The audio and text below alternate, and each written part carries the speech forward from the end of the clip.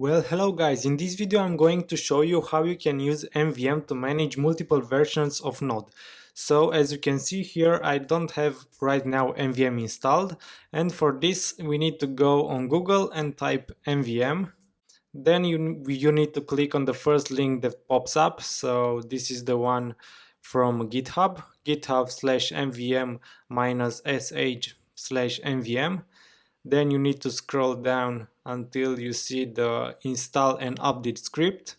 Next we need to copy this curl command, and then you need to go to your terminal and copy paste this there and execute it.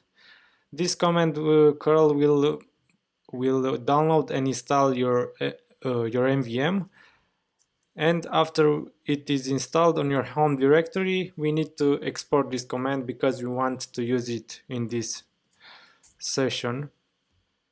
And now, as you can see, the NVM command now works.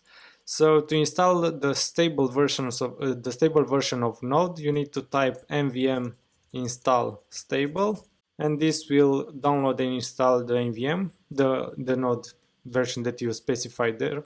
Okay, so now we are using Node 13.2, the .12. So if we go on and type node -v, you can see this is the version that we are using right now.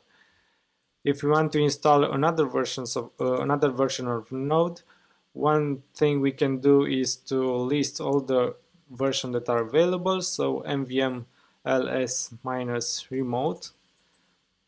This will list out all the comments that are, or the Node versions that are available to install by using NVM.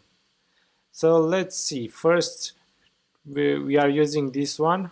So let's install the previous one. So nvm install 13v.13.11.0. and this will download and install the Node version that we want.